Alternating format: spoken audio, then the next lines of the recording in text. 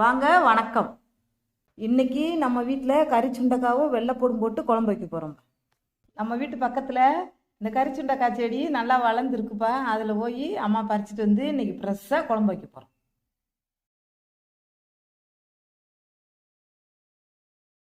இப்போ இதுக்கு இப்போ தேவையானது வெங்காயம், கறிச்சுண்டக்காய், தக்காளி, வெள்ளைப்பூடு, புளி. இதுக்கு தேவையானது இந்த 5 பொருள் தான்ப்பா.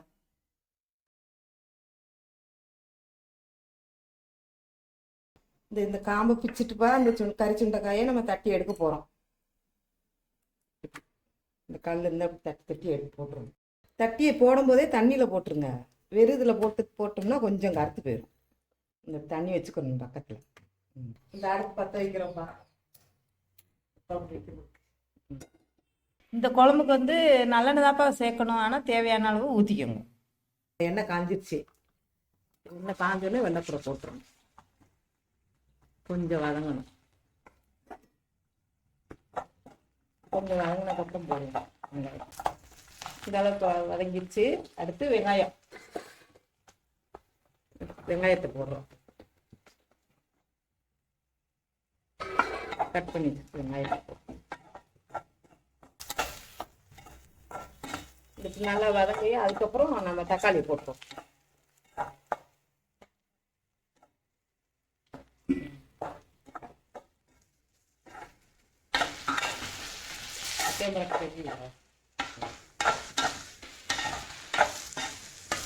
அந்த இதுல இந்த குழம்புக்கு அந்த கறிச்சுண்டைக்காயை நம்ம தட்டி எடுக்கிறது மட்டும்தான்ப்பா கொஞ்சம் கஷ்டம். குழம்பு 10 நிமிஷத்துல ஈஸியா வச்சிடலாம். இது உடம்புக்கும் நல்லா ஆரோக்கியம்.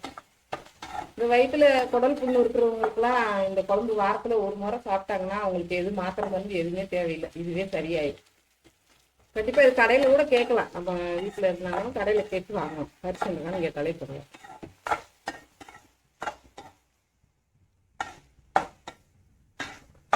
வாங்கினதுக்கப்புறம் இந்த இதை அரைச்சி போட்டு இதை நல்லா வதங்கிடுச்சுப்பா. இப்போ பாருங்க இந்த அளவுக்கு நல்லா வதங்கிடுச்சு. இப்போ இந்த நம்ம கழுவி வச்சிருக்கிற கறிச்சுண்டைக்காயை போடுறோம். இதை போட்டுருங்க.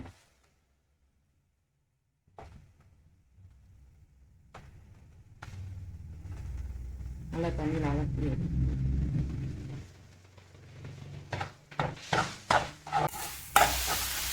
உப்பு தேவையான உப்பு. இந்த அளவு தேவையான உப்பு இந்த அளவு போதும். இதுக்கப்புறம் மசாலா பொடி 2 ஸ்பூன் போட்டுக்கோங்கப்பா. அந்த அளவு கரெக்டா வரும். அம்மா போடுற அளவு பார்த்துக்கோங்க. 2 அளவு போதும். 2 ஸ்பூன் அதான் இருக்கு. வேற எதுவுமே தேவையில்லை. இந்த புளி கரைச்சி வச்சுக்கோங்கள, நெல்லிக்காய் சைஸ் புளி சுத்திடும்.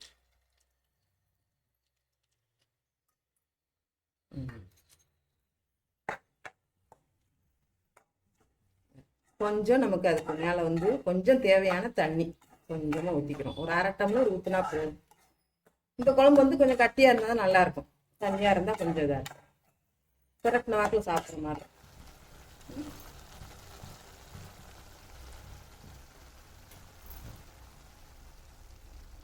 இந்த ஒரு 1/2 டம்ளர் தண்ணி போதும். இந்த அளவு கரெக்டாக வரும். நீங்கள் அதுக்கப்புறம் அம்மா எந்த குழம்புனாலுமே வாயில் வச்சே பார்க்க மாட்டேன். கரெக்டாக உப்பு போட்டுருவேன். அளவு சரியாக வரும் எதையுமே.